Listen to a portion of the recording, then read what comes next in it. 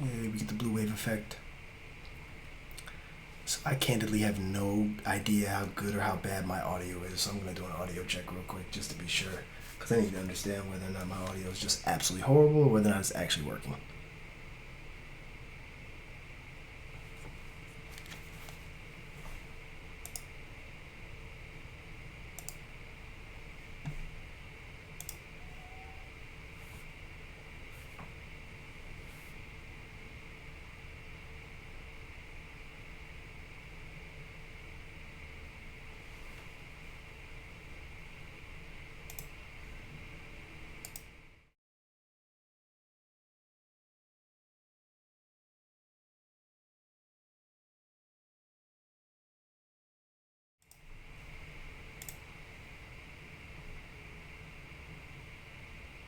Hopefully this thing picks up in a second. We'll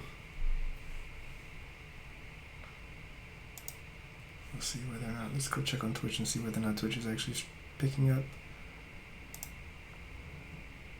Picking up.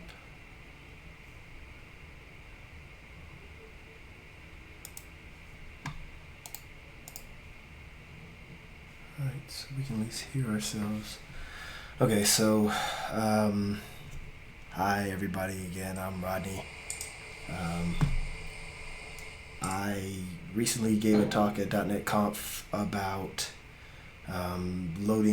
using link to events and link to tasks and loading data asynchronously, not using async void in your view model. So I've got a brand new project that I've stood up. I haven't even added any libraries to it, so let's go ahead and start adding some libraries. Go ahead and edit it and load it. Alright, so essentials and forms, stu package reference include ReactiveUI .xamforms. Version should be 11.2. Did I get 3 yet? No. .2.3. Sure, why not? And then we've got the to-do up here. So we're literally just following what we would normally follow right here, which is our NuGet packages. So I'm just adding Xamarin Forms to the Xamarin Forms project and only to the Xamarin Forms project. Should be how it works. I've done this enough, but we always make mistakes, so we'll see if that works.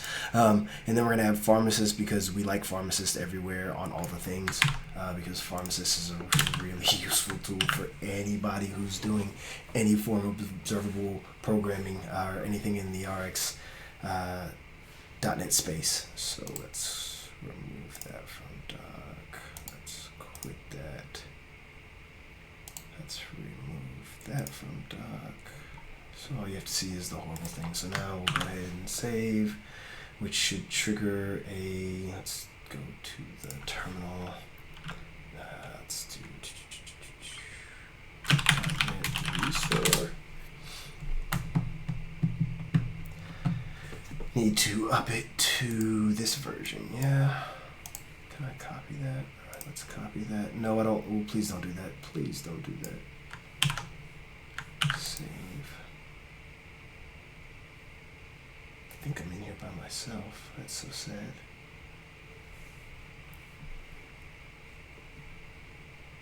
No, we don't want that from the iPad mini. Go away. Go away, iPad mini. You gotta love how this thing, all this stuff works. No, don't open it. Just show us stuff. Alright. So let's try that again and do another .NET restore. So yeah, again, this is supposed to be Friday night whiskey and code. I've got whiskey and code. Hopefully more code gets done than the whiskey, but we'll see what happens at the end of this whole deal. Starting off good though, the .NET restore works. So let's go ahead and just build and execute the thing and see what happens.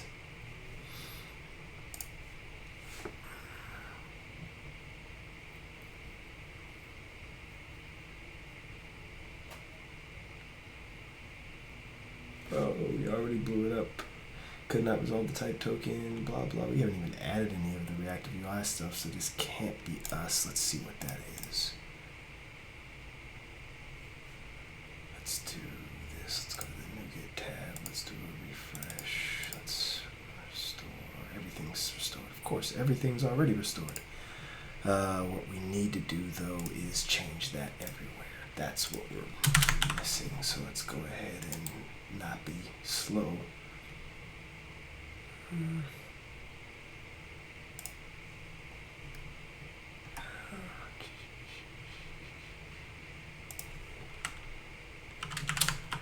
Save that. The Android project's going to be a little bit more complicated only because, you know, there's support packages and stuff.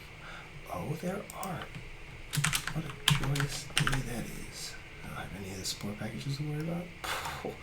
I just won. Alright, so let's refresh and re-download, restore 2 projects. Now if we run, everything should build because Xamarin should be fine.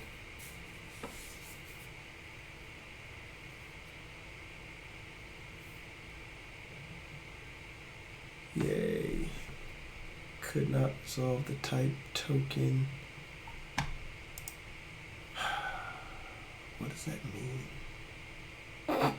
Yet again, I've done this like countless times, and of course I can't get past the first step, which is like, alright, how do we resolve these problems? Let's see, properties. Let's just call it, that's fine. That's actually okay. It doesn't change much of anything. So let's go through, let's do a clean the solution.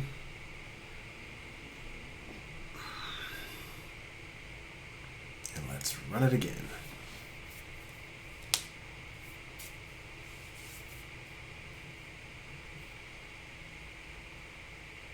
See, this is why I wanted to do it from scratch so that everyone could see how hard it is.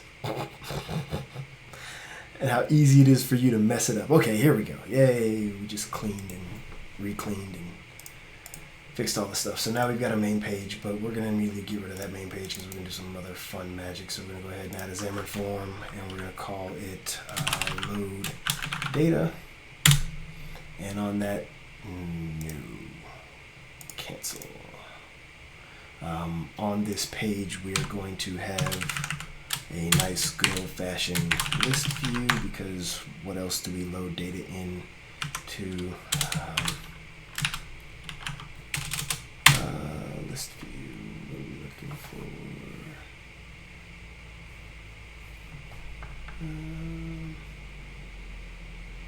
I think my wife is home. I think I hear my car pulling up. Alright, so list item template, data template. And then inside the data template, we will go ahead and load data view cell. Yeah, and then we'll do this.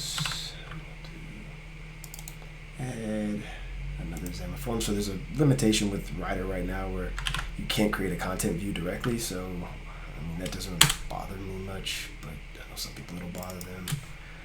So we'll call this a reactive view cell because that's a thing. We'll import. We actually want that to be reactive. Change that. Sorry. Change that here to the ReactiveUI. Apply that name refactoring. Yep. I know you are gonna freak out. So now we're basically just adding our first set of reactive bits. All the bits, all the reactive bits. Uh-oh. What's blowing up? Something looks like it's blowing up over there. All right. You know what? I'm actually gonna run. No, it's gonna blow up. Never mind. Let me resolve this first, and then I'm gonna run the application because I'm working on Writer's early access program, and they just released hot reload. So I'm kind of also trying to see how their hot reload feature works to see if I can provide any feedback or maybe capture any snafus, live on the stream to point out to them, hey, I did this thing and it broke. What did I do wrong? No, we want to load data view cell data.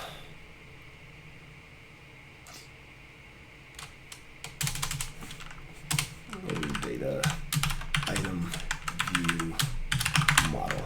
Yeah, alright, so there we go. Create type, but we don't want to do it that way. We'll go ahead, add class view model. That's just going to be a straight up reactive. No, come on. Reactive object. Notice it automatically uses adds the using statement. That's one of my favorite features because I don't have to go back and add a using statement. It's just like, oh, you're extending from this object. Yay! Just go ahead and add the damn using statement. How hard is that? Apparently very. This needs to be reactive view cell load item load data view model, and then we can go back here and bring that in. Now everything should be happy other than this needs to go away.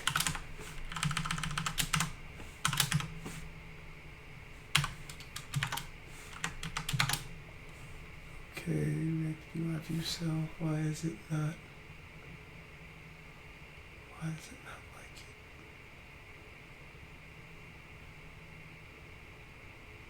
Oh. Is that because it's a view cell and it doesn't need that? Let's see. That might be the case. It's probably not the case. Maybe if we go back here. Now if we come back here, this should be gone. It's not. Oh. I am so good at that. You see that? You see how good I am at these things? Hey, what's wrong with this picture? The slash is out of place. Alright, there we go. So now we've got a view cell. Our view cell is going to get loaded here. Import load data view cell. So now we've got a list view with some stuff on it. So this is a content page. We're going to change that and to be a reactive content page. I'll probably just do that now, reactive content page. And in terms of the order, I know I'll probably jump around, but like I kind of get like follow the trail of breadcrumbs until stuff isn't there, and then back my way back out. So I'll be all over the place. Don't mind me. Load data view model that doesn't exist, but we'll create that type. We'll also create that from our reactive object. So reactive object is like the base extension point for ReactiveUI. It's basically our bind or our equivalent of an iNotify property change object, but it surfaces some interesting events, change as observables. It gives thrown exceptions, so you can actually catch exceptions specific inside the object and listen for those and react on them. It's a pretty useful thing, and I've seen a lot of use cases and a lot of uses for using it in a lot of different ways. I want to say Alan Ritchie used it to do his settings service, because it just brings up notify property change. So you just let it serve up information, and you can just subscribe to the notify property changing stuff. That's kind of the beauty of it, right? Like iNotify property change is an event, and you can subscribe to the event happening. We're going to put that there, let that import, take that. And I'm also extremely anal about like where things are in files, so don't mind me, or do, because one way or the other I'm going to continue to do it. Because clean code is important, way more important than what they tell us. So let's save that. So now we're going to just go ahead and run this over here and try and do live updating using the XAML hot reload and see what happens. See what the capabilities are, see what we can and can't do, and see kind of where things fall apart. Yeah, I didn't pour a lot today because, I don't want to drink too much. This is like my last bottle of my favorite whiskey.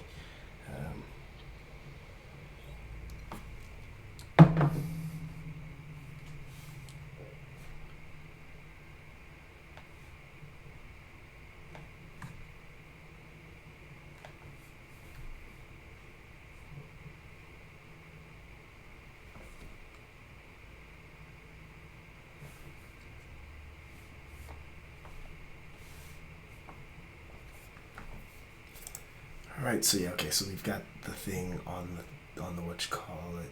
No. That's the old. Do we have to clean it and start it fresh? Because this oh, that's the main page. We haven't done the hard part.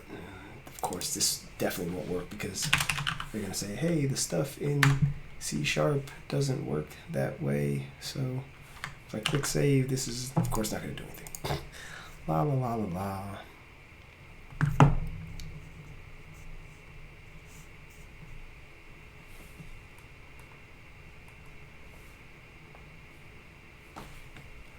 All right, so I got my list view.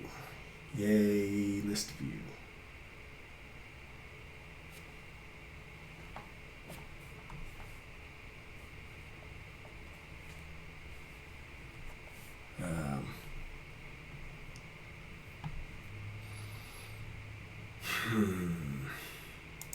Okay, so I've got my list view, and we'll just go ahead and start filling in stuff. So like one of the things I do, and I'll go ahead and kind of show you the pattern that I use, so that way you can kind of you can determine whether or not you like it. You can evolve your own pattern. You can say, Rodney, this pattern sucks, you're stupid. That none of that really matters to me.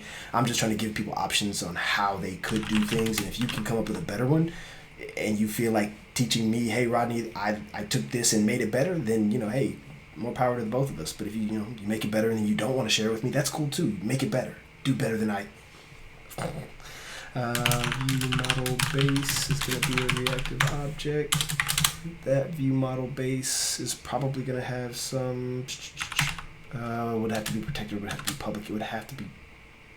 No. We can do protected. Protected. Task. And I'm going to explicitly use tasks because tasks and observables somewhat play nice together, but like I find that taking the mental leap of modeling asynchronous programming as observables is hard for a lot of people, and tasks kind of make it easy. It's a I put this variable here and I put this await here, and these two things go together. In reality, that's not at all what's happening once it gets compiled down into, I believe, IL. The IL level is when they break it all out. So like if you ever go look at it, it's really like a state machine. But, continue to believe what they tell you. It's async and await. It's so simple. Anyway, so task, task, protected, virtual task, execute, initialize data. Yeah, so that thing, actually let's not do that. Let's just do this task.completed task, just because, right? So maybe we technically want that to be abstract, but we don't, because we may not have, every view model may not need to load something, so that's fine. And then we'll just go ahead and put that there. We'll go ahead now and move the things out to their own classes, because why do we want everything in the same class? Go to that. Move in the project. Oh, I think I just broke it. I broke it. It's doing stuff. And of course, none of this is going to work with the hot reload, because of course I haven't actually started manipulating XAML. But hey, I think I actually did break it. We're going to cancel that. Don't do that. Don't do that. Shh. It's okay. All right. So we got our view model base. It's going to have this executed. And we'll also do the thing here. We'll do public reactive command unit bring in system.reactive.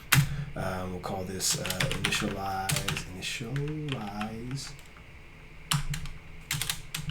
This is where I wish somebody was watching so they could tell me, hey Rodney, spell it properly. Spelled like this. Gosh.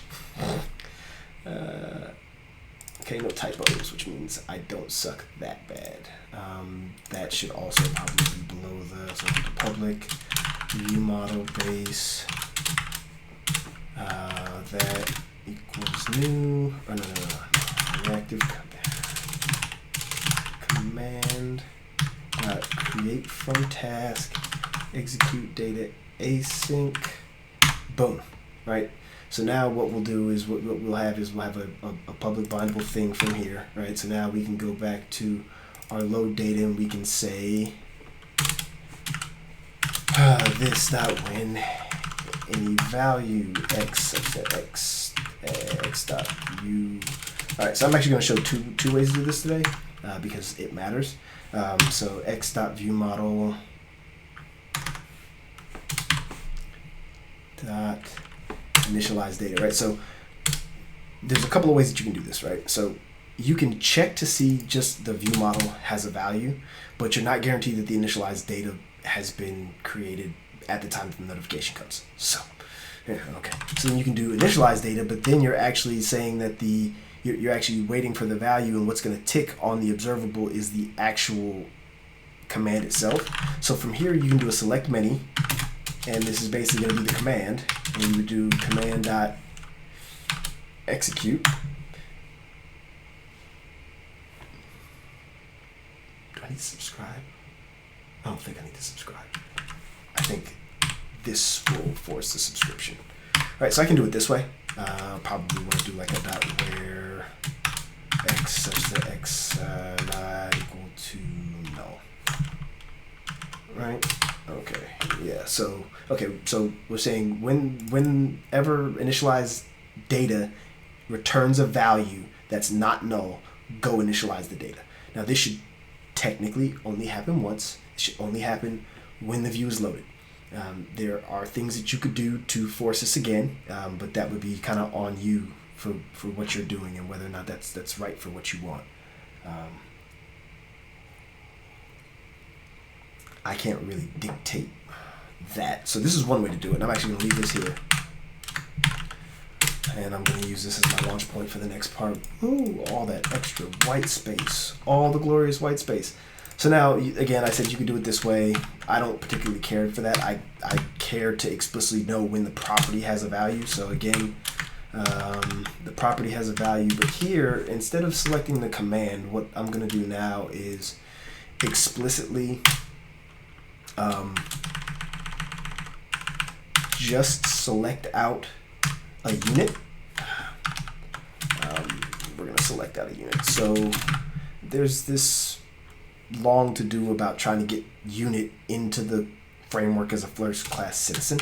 There's this one guy that talks about how it's pointless, and I'm like, if you understood that unit is the same thing as task, you probably wouldn't say that. But what do I know? Again, I'm just a crazy functional guy who has, I feel like they talk about us crazy functional developers, kind of like we're like Doc Brown, the village inventor that never does anything right, and then finds a way to get up to 1.21 gigawatts and changes the frickin' world. But whatever. Again, I am jaded. I can admit that. So what I'm gonna do now is I'm just gonna invoke. Come on, Rodney. You are smart. I'm gonna invoke a command. I'm gonna provide it the extension of this, so I'm going to explicitly say that it's going to come from here. I'm going to do x.viewModel.initialize data. So I'm explicitly going to wait for it to have a value, check where the value is not null, select out a unit so that way that the reactive command isn't taking a copy of itself, because like the input property or the input parameter is a unit. So if we didn't select this out, we would get a really nasty error. Because reactive command would be passing in, or this observable sequence would be passing in the wrong value type into the reactive command, which is of type unit, as you can see on the screen. Or maybe you can't, maybe the screen's too small. I got feedback that my screen was too small last time. Oh well, make it bigger. We like big screens.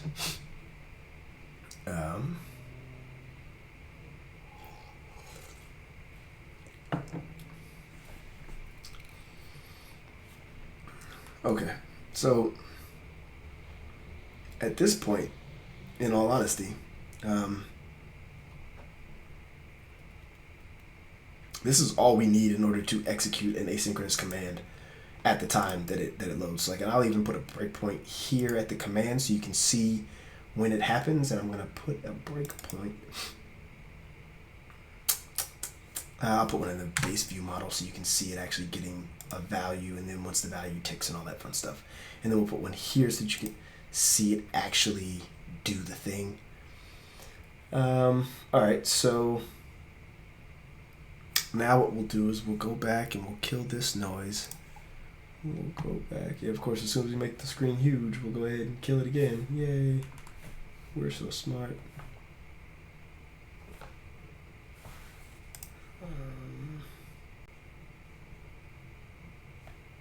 All right, so we got this up here.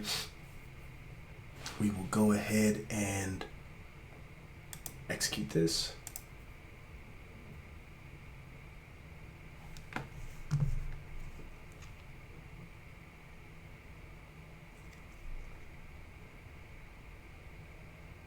It's a spam risk call. We don't care about spam risk right now. All right, so, oh yeah, okay, so we hit a breakpoint. Yay, so we hit a breakpoint. We'll F5 through that, and that's all it took. But right now, we're not actually initializing any data, so we're not actually getting any data. What just happened? That all should have worked. Why did you not work? Oh, because we're not, okay, fine. I know why it didn't work. Let's do this view model equals new load view model. We'll explicitly put that at the end of this just so that you can see that it really doesn't matter, because like the way the compiler does all the things, it's not the way your brain actually does all the things, but we'll see how this goes.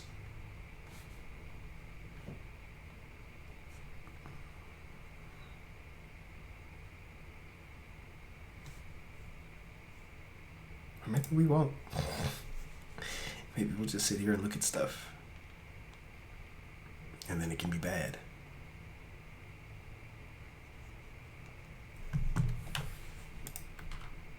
All right, yeah, here we go. So now it's doing the things because we're actually providing it a view model. So if I was using ReactiveUI routing or sextant routing, or sextant navigation, the way it would work right now is it would, like the ReactiveUI platform would automatically bind that to the binding engine for me and create a new copy of the view model for me. But right now that's not happening because I'm not using ReactiveUI. I'm literally just saying, hey, just go put this page up there. I could probably pass it in here or set it here if I wanted to, and then it'd be even like cooler. But you get the point. So you saw that those things got hit, but like I'm sure that that's not enough for most people, and a lot of people saw. So let me do this while I've got working code. So this is a thing that I like to do, right? So okay, we'll clear all that out. Git add git commit -m added model base with initial data command. All right, so now we've got that code checked in. So now when we break this whole thing, nobody's going to come back and yell at us too much. All right, so what we're going to do real quick is we're going to add actually some code that I have from my demo. I'm literally just going to grab that code. Maybe I think I am. Yeah, I'm going to grab some of that code. Maybe I'm not. I'm going to rewrite it from scratch, but I'm going to grab probably just the example code because I don't want to have to do all the things for myself. And I'll actually probably come back to this whole example later and add the actual SignalR hub that I didn't get to add last time, or didn't add for my sample.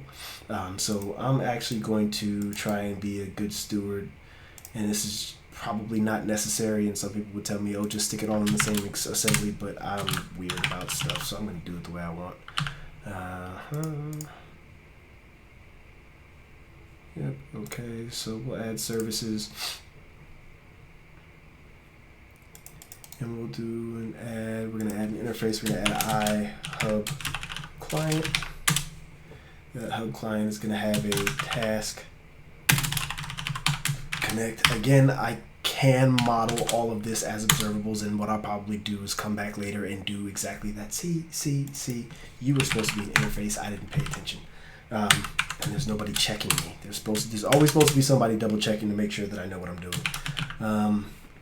Here, I think I've done this wrong in the past, and I think I'm gonna leave this for later, but I think I'm gonna do this and just leave this here for now. And I'll come back to that because I think I broke that in my sample anyway.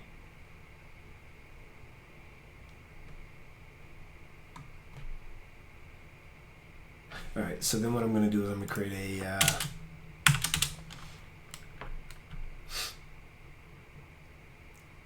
public class. No, that's the internal class. Hub client mock. right? Because I don't actually want to create an implementation for this right now. I just want to connect it, and I just want to say, hey, you're connected. And when we do the SignalR piece, that'll make all a little bit more sense. It's a little warm in here. I don't know what's going on. Maybe it's the whiskey. I don't know. Maybe I should drink some water.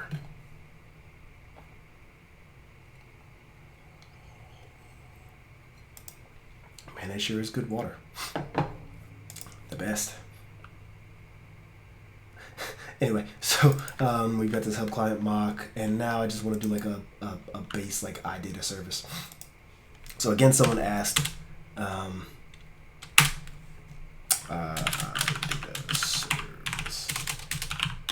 someone asked, what's the point of all that? And I kind of get it.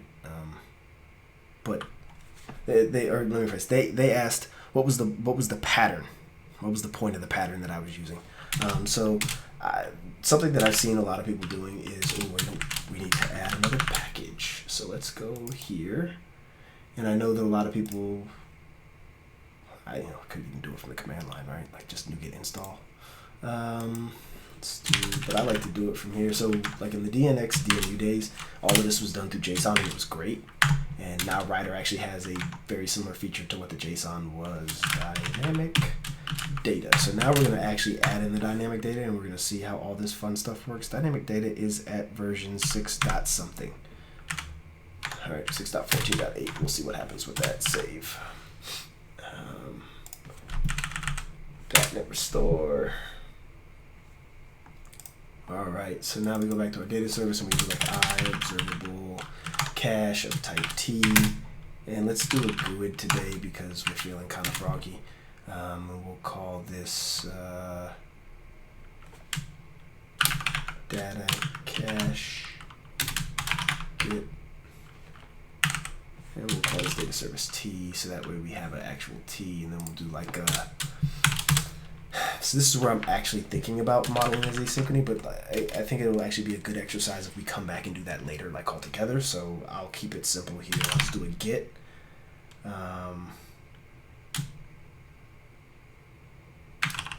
So, and this is going to be the other weird part, is like all we're ever really going to do is get all, because once we have access to the data cache, we can kind of do whatever we want.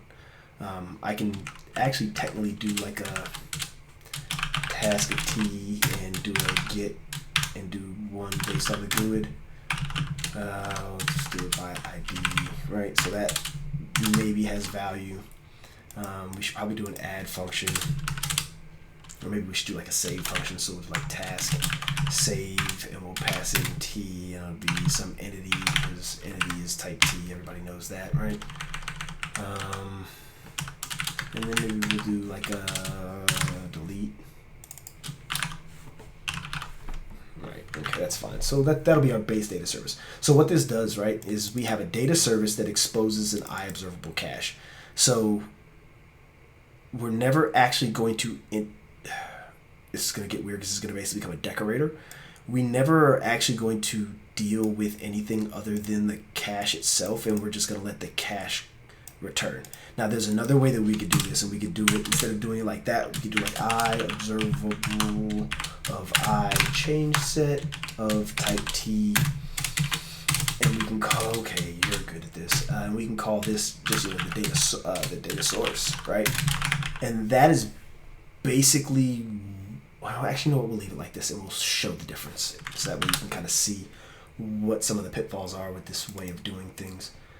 So now we'll do blah, blah, blah. We'll add a class. We'll call it, data service base. This feels awkward, but we'll make it work. So yeah, we need to do it this way. T, data service of T. We probably need to go actually and box this again, because we have it set to have a GUID, so we need something that has a GUID. So we'll do T, where T equals type DTO, and then we'll actually just define this type of DTO as a class, and we'll do public GUID ID. That way we can explicitly box it in and make it usable by our source cache. So properties of type DTO. Yay. All right, so now my service is happy and we can implement all the things. So the first thing I'm going to do is I'm going to do a private read-only source cache. So this is the DynamicData's dictionary, and I prefer to deal with the dictionary because, let's be honest, when we're dealing with data, how many times are we going to actually have a list of data that doesn't have an ID? I mean, generally every time we call anything from any database, there's some unique key, right? There's always a unique key for any piece of data that we get. Well, not always, maybe not always, but 9 times out of 10, if we're processing data, that's the way it is. And when we're processing DTOs, why not just do it that way? But we're going to do it like this, so we're going to call this underscore source cache equals new source cache, and we're going to tell it that it uses the ID as the unique identifier. So now this is happy, and what we'll do is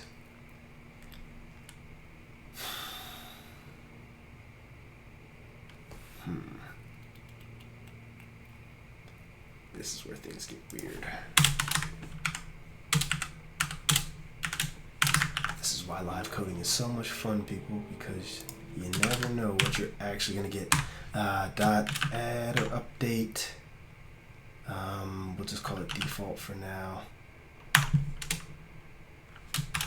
T. Yeah, okay. Yeah, because I don't have C#8 stuff or any of that stuff involved yet. So we'll just make that async to get rid of the... Oh, it wants T. Return new T. Return default. That'll be fine for now. And then get all is going to do a similar one. It's going to just go out, get some data, and do all that stuff. This will be async. I know you're like, wait, why are you adding and updating in all of these places? It's just like, yeah, no, trust me, I get it. It's like, why the heck would you do that?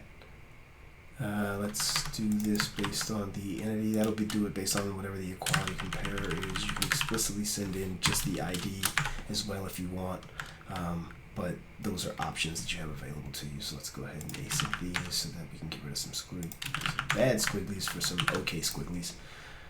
These never get assigned. I'm aware of that.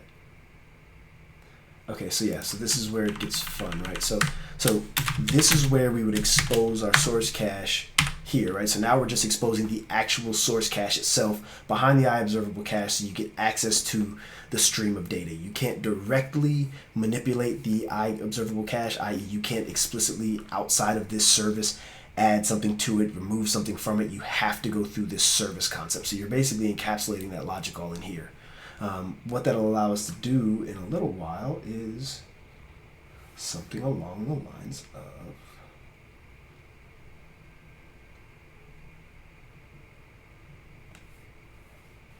oh no. There we go. Something along the lines of more fun stuff. So here what we're going to do is now we're going to say this thing, this abstract thing. No, we don't want to do abstract just yet. Let's not pull the trigger on that just yet. Public. We're going to take hub client, and we're going to call that the hub client, right? And that hub client, let's go back and just use the special niceties, right?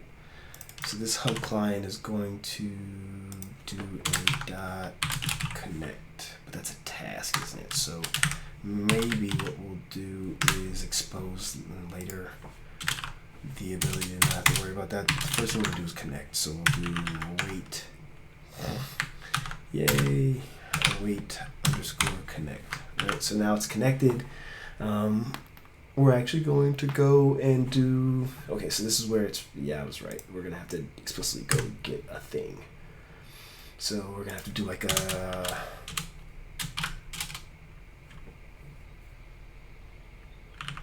task. See, I don't want to generically box the client. I just want to go get some data. All right, well, here we go, making the same bad decision that we made before, and we'll come back to it when it becomes horrible. String, the thing, the glorious thing. Everyone loves a Twinkie.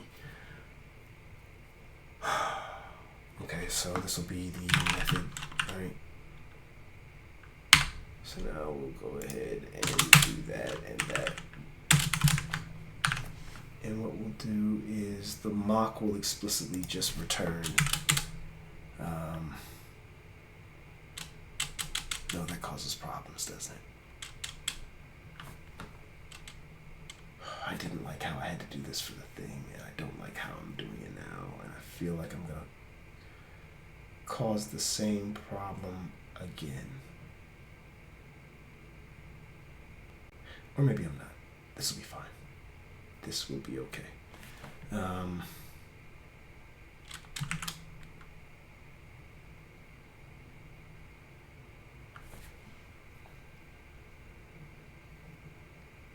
That would just return data.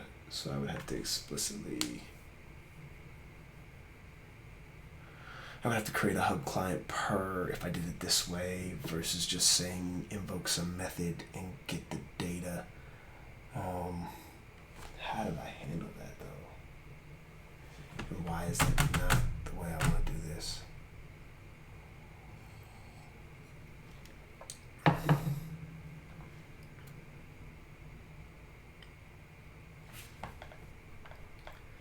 Alright, the way I did this before was I actually had the hub connection or the hub client returning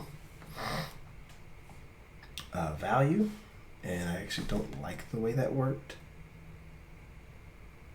because then I would have a client like I want the client to be generic, but I don't know if I can make the client generic right now, so let's just not worry about that, and let's just click the invoke, which is gonna do the thing. What if we were to do this like based on the SignalR, right? So let's go look at what our SignalR implementation would look like. All right, we're gonna do a hub client mock, and let's just go ahead and do like a public class SignalR client, hub client. What do we need to add in order to add SignalR? Let's go look. So when I need to search packages, that's when I come to this ASP.NET Core, SignalR Core. It's too many cores. ASP.NET SignalR .core, ASP.NET Core. Which one is the right? Who knows which one's the right one? Nobody knows. So let's go look and see if we can find that. Oh, okay, I guess it's this one.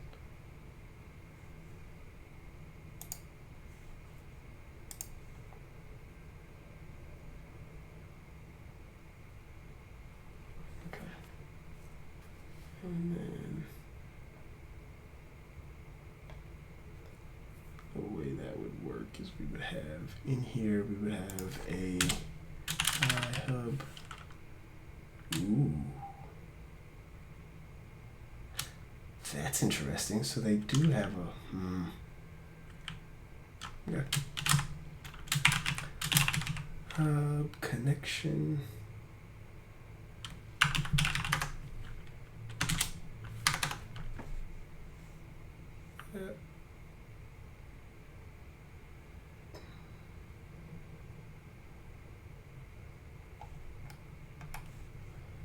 Alright, so we're using Microsoft.ASP.NET Core.SignalR.client. Which part am I missing then? Which one of these packages is not like the other? Which one of these packages does not belong? So let's go look. Can we go look that up? Find this on NuGet. No? Maybe we just need to explicitly like refresh and like install the package. Maybe that's what the problem is. No, we're still not there. It's ASP.NET Core, SignalR, client. So then what are we missing? What didn't we do? What didn't we do? It's always something simple.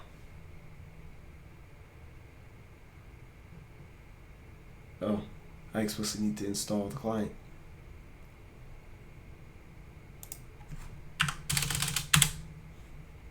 Ta-da! Burp. It's a 3.1.3 version of the package. Okay, let's just go add the package reference directly because I know exactly which one I want. So let's just go do the thing. Save it. Refresh. Add the damn thing. Go away. Come back to the iHub client. And now I have a hub connection. Yay. All the hard codings, none of the guilt. Okay, so we got a hub connection, and we'll call that our connection, right? And that connection,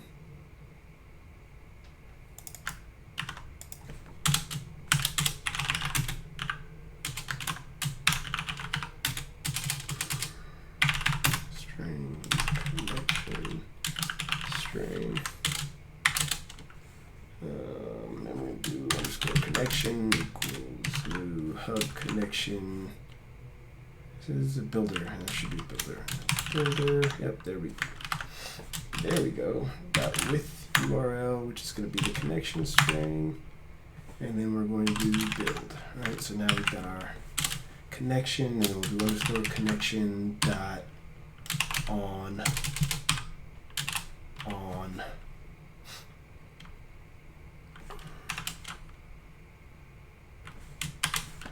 Whatever that thing is, and then we'll do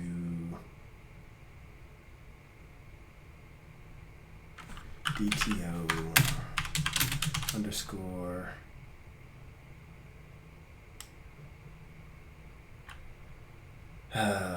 what is the thing that we're gonna do? I guess we'll do some more coffee because, you know, whoever gets tired of coffee, get coffee beans. Yeah, so we'll do some get coffee beans. That'll be easy. Ooh, it's so atrocious we can't spell.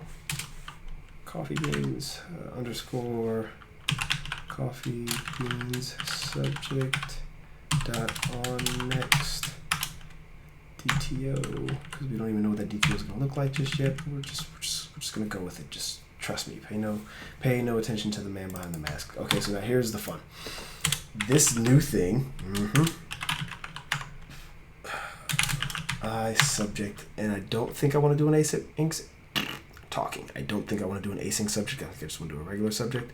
But this needs to be of type coffee bean DTO, and it's going to be coffee bean subject, right? And then here, we can do it out here. It's new. Yeah, so there's an async subject. You know, maybe we'll actually go look at the types of those because it's a replay subject. I don't think we really want that. An async subject might work, but I don't know if we want that. I think a regular subject should work. I think that's really where we want to be. And then we'll come over here and put that there, and then we'll say, hey, that's another one. Public class coffee bean is going to be of type that DTO. So that way DynamicData knows that that will be a thing and it's okay. All right, so this is going to be what our SignalR connection hub would look like, and then we would have to explicitly let this out. So we would have to create like an observable. Observable, just a regular observable of type, that type, and then we would call this coffee beans, and that would just be the underscore coffee beans dot as observable. So I'm explicitly calling this as observable because if I don't do this, let me take a step back. Ooh, here we go. Fat fingers again. Subject is both observer and observable, so you can tick values on it. The problem is that if I don't explicitly box this out as an observable when I put this out, and this needs to be public, what'll happen is a consumer of this could cast it to a subject and then access it as though it were a subject. because I'm explicitly returning it as an observable, there's no way to do that magic. And I didn't find that out like really the hard way, but it was, just like, oh, it's probably not smart to do it that way. Connection dot start async. Don't need a cancellation token. Configure await false because I don't think we care. I think you should put that like in all the code. They say, ooh, don't do that.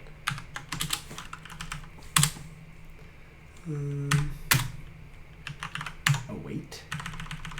Yay, so you can't just return a task that way.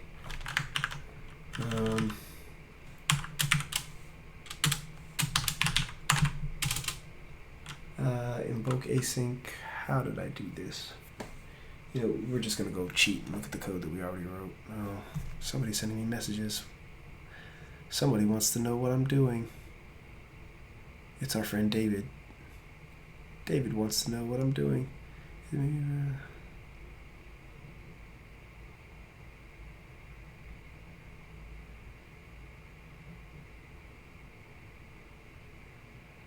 Oh, he asked us a really awkward question. Yes, that makes you a bad person.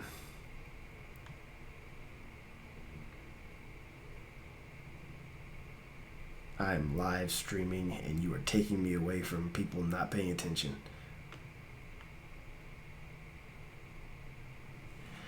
So let's just go ahead and cheat and go look at some code because Rodney's tired of trying to figure out what he did. And let's go look at our repositories. Yay. Go look at our own demo code. Right? When you wrote the code and you can't even remember what it does. Yikes. Oh, by the way, this central package version stuff, if you haven't had a chance to check it out, this is baller stuff. This is like the new hotness. The new hotness. 5 years from now we'll be talking about it like it's old news, but it'll have been great, and all the kids that never knew anything about it won't know how hard it was before we had the thing. So we're gonna go look at the services, and I think we're gonna go look at the SignalR service. Okay, so no, that's definitely an empty class. Ooh, boy, I committed code that just doesn't do anything. Yeah. Okay. That's how we decided to play it. Okay, we'll just right here, just gonna cheat real quick. Shh, don't tell anybody. We're gonna copy that code. We're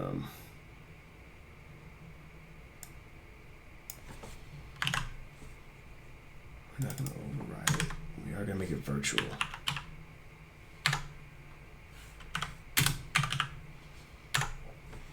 Okay. Makes my life a little bit easier.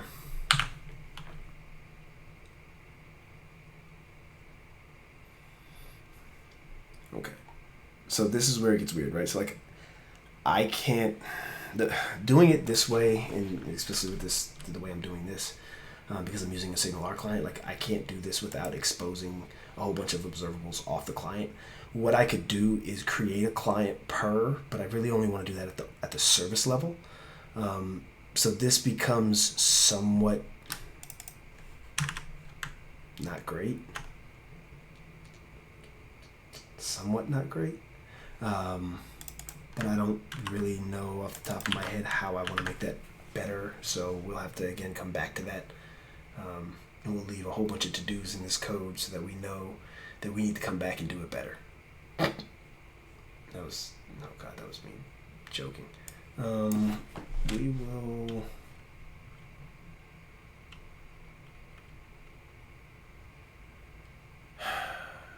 Invoking the thing should do the stuff, right?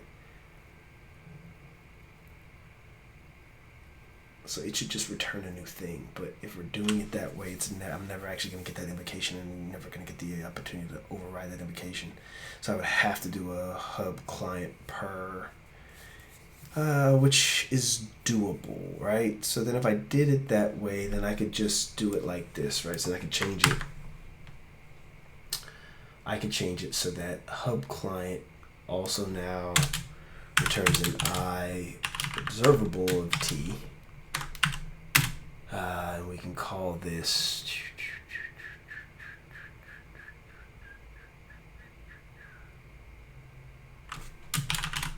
hub stream. because I like the model that is. Oh no, because I can't do that because it doesn't have a generic type parameter at the. So I would have to. Okay, so I can't do it here. Where I would have to do it is at each individual one, and I have to cast it out. So that means each one would have to have its own downstream interface. So now we're getting into a whole bunch of now we're getting into like interface. Was that Liskov? Yeah, Liskov substitution principle type nonsense, which is gonna get over my head way faster than I want it to. But let's see if we can go for broke and try and make this work in the next like 20 minutes because I'm supposed to get off and do some coding with Glenn. So again, we'll come back to this probably the next time we stream. It'll probably be a little bit more frequent. It won't just be Friday nights when I'm drinking whiskey. It'll also probably be like other days of the week because everybody's kind of stuck at home and needs something to do, and what better to do than to watch me fail at writing code. That's what I'm going to be doing regardless, so you watching me doesn't really change much. So let's go ahead and do, like, let's just do coffee bean, right? I'll just do coffee, and then we'll do beans, right? So we'll do like a class, we'll do like a, what is this, like a beans data service, right? And this is going to be of type, we'll do like what, data service base of coffee bean DTO. Yeah, data service of type coffee bean DTO. Yay! Implement the missing members. Everybody's happy. All right. So now, what I can do is say I need explicitly. Because like I don't see this being ridiculously bad, but it's also like I think I would want to try and do it cleaner, and maybe somebody will watch this and say, hey, you could have done it this way, smart guy. Let's just call it bean client, right? Because this is going to explicitly just go get the beans, and then the bean, or let's do, it's an interface, so I need coffee bean client. Yeah, all right, so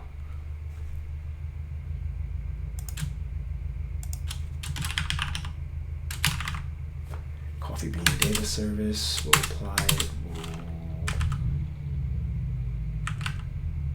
Yeah, it's definitely my wife home in my car. I can feel my car. It's funny. Anyway, so back to where we are. We're here. Let's go ahead and move everything in this file out to its own thing. Let's take the coffee bean DTO, put that there, okay. So it's data service. So instead of that, okay, so now now we can put an observable of coffee bean, right? Because we could technically do something like that and do the same thing, but I don't really want to do too much generic boxing because things and stuff here, this is specific. Right, so this is just going to give us a replay or a play of beans. Yeah,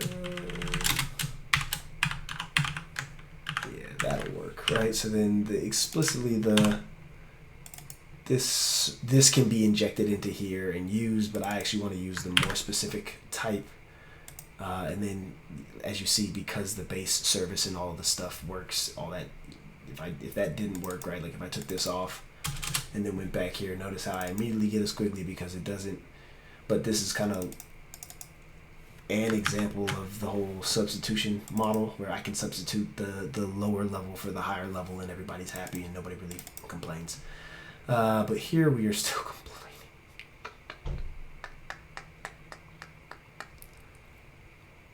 Okay, so we're not even, like, do we even bother? I feel like we don't even bother. I feel like we actually just go back and change this because that's gonna be weird anyway. So we'll take that off. And we'll do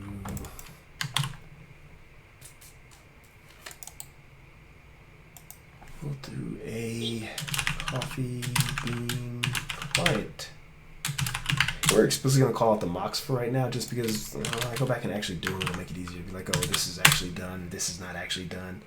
Let's actually cancel that. Go back to the iClient. And then let's do like a Let's do like an initialize. Because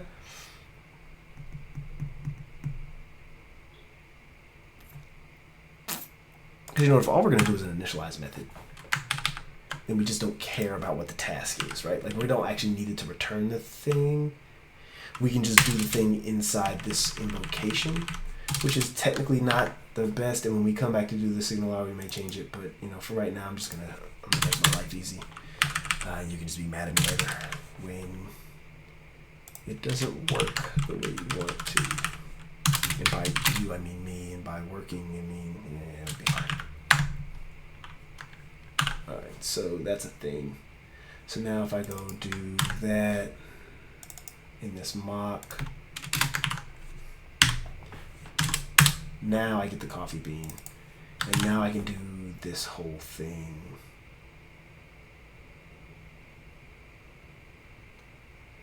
Because like that's what I was doing here, right? So let's go look at the order. Because like, we wrote this code, and we kind of know what the heck we were doing. Oh, okay, yeah, so that's exactly what we're doing. Ugh. All right, so let's go ahead and start populating it. Ugh. Just gonna bring that up so you can look at Font Assist. Probably just go look at all the code. So from here, what we're gonna do is we're gonna do like a public. Nope, not at all. What we're gonna do. We're gonna do public mock.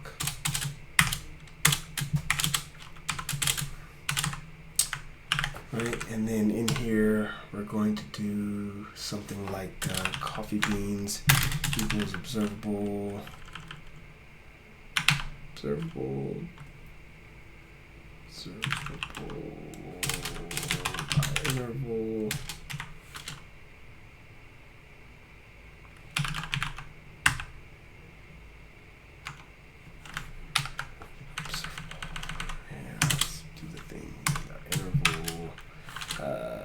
time span from seconds 1.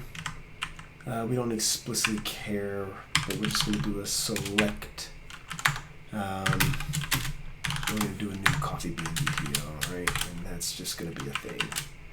And that'll probably be a function that we change out. But for now, what we'll do is we'll say how many pounds of beans, right? So we want pounds.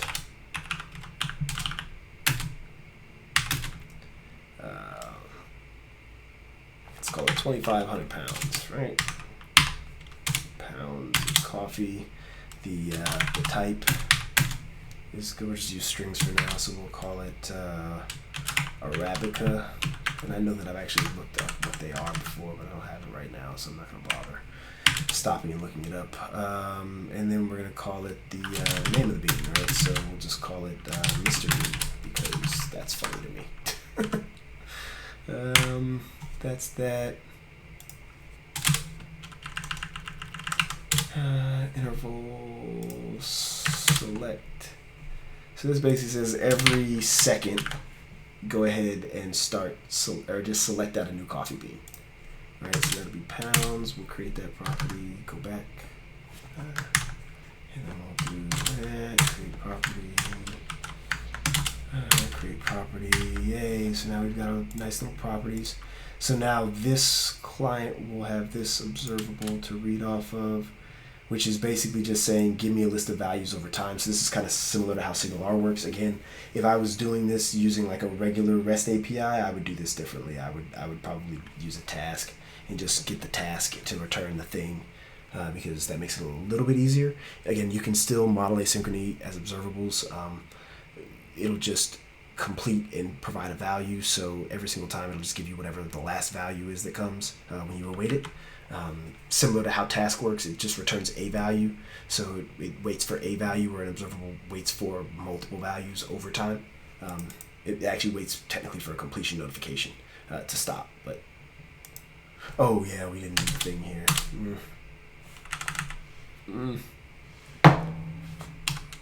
Let's fix that. Underscore connection dot invoke async the method name dot configure await false. Oh yeah, you can't do that either, huh? It's specifically because I put configure await false, huh? Maybe if I don't do that, and I don't do any of that stuff, it'll all just work nicely. But it won't. I know better. I've been doing this long enough to know that it won't work the way I want it to work. I'm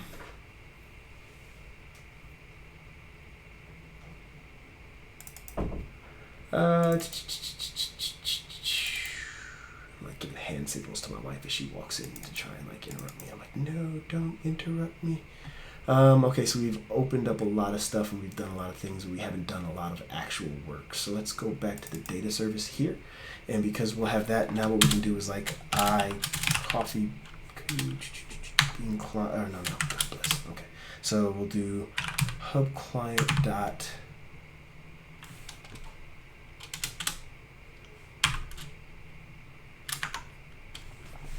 so like now I'm gonna go double check myself because I don't feel like this is what I did. And of course, when you're like doing it live, you can't ever remember what it was you did the last time. Okay, so that was what I did there, and I know what I did. Yep, just add or update. Okay, so what I'm gonna do is basically say when this happens, I'm gonna subscribe, and I'm gonna go do the thing and say my undersource cache of my data. I can't do it on my data cache. That's a problem. I can't do it on my data cache. Because, again, like I told you, it doesn't actually expose the ability to do anything. Like, it doesn't give me access to the higher order functions. So what I need to do is, this actually needs to be protected.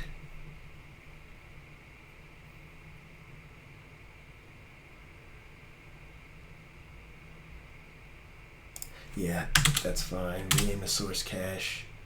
That gives everything the access to that source cache. So we'll just go ahead and go back to our little happy thing here. We'll do source cache dot add or updates. Now everything that inherits from it gets access to the thing. And we'll do X, which is going to be whatever the value, or should click the buttons, Rodney. Click the buttons faster, harder, faster, harder. Click more buttons. Add or update. That should be a coffee bean DTO, yeah? Yeah, all the type safety says I'm right. Yes, all the type safety says Rodney is correct. So why do I get the squiggly? I get the ambiguous invocation.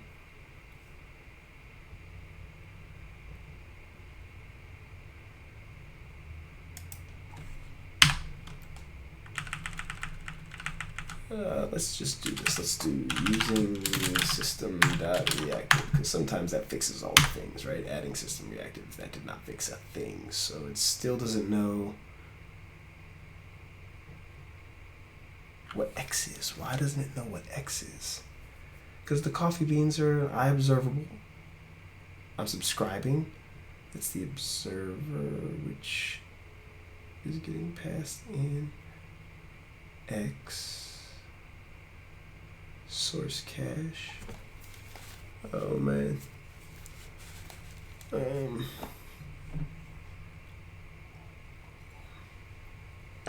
Okay, the whiskey's gone, but the code's still here, so I guess the whiskey wins this round. Why am I getting this?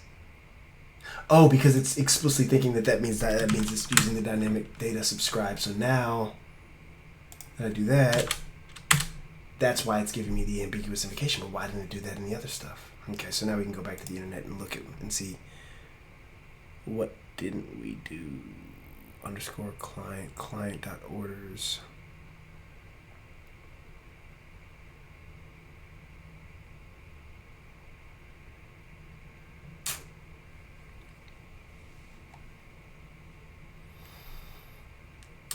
Okay, so the only thing that's different really is that this is private read-only and the other one is not. The other one's protected, so now I'm like making better reuse of the thing.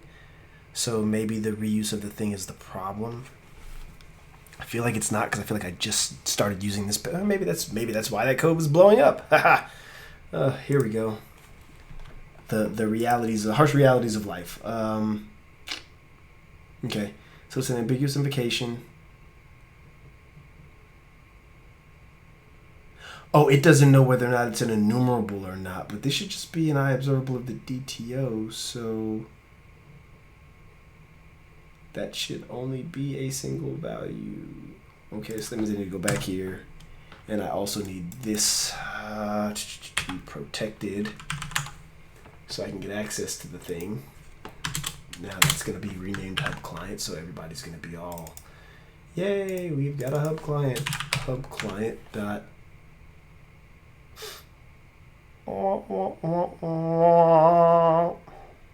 See what just happened to me? I do. I see what happened to me.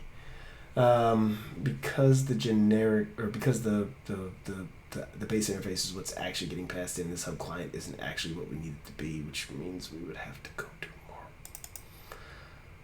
more boxing of types, which I don't want to do.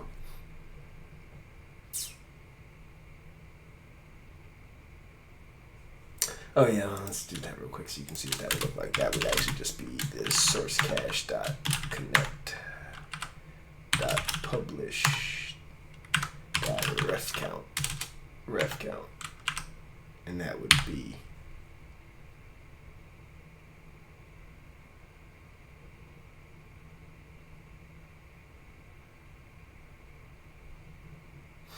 dynamic data. Oh, Rodney, I am so smart. I am so smart. SMRT. Do.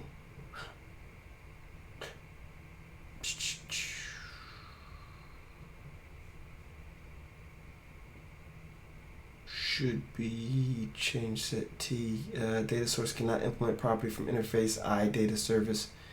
Type should be that, because that's the right type. Okay, so we avoided another issue. So yeah, so like you can just look at the observable of the chain set, you can look at the iObservable cache. This is what you would have to do every time you want to access, well, not every time, but when you want to access this, you actually have to connect to it. The publish and the ref count are just good practice, because then you'll, publish ref count stuff, things. Okay, so I'm going to have to leave this code here. And I'm not going to monkey with it off camera. I'm actually just going to make sure that I have a branch. So let's go to the terminal. I'm on a branch, so let's do git push origin feature load data, right? Okay, so then we'll do git add added loading data SignalR data services. And I think the what we'll do is we'll end up just kind of like doing the whole coffee life cycle with this nonsense. We'll just build a big coffee app full of coffee nonsense, because why not? That'll be fun. Okay, so we've checked this code in. It doesn't compile right now anyway, so I'm going to stop streaming here and I'll come back to this. A couple more things that I'm probably going to end up doing. I'm going to add an actual SignalR backend. I'm going to add some additional other stuff to the mix. So please feel free to come check us out at another time.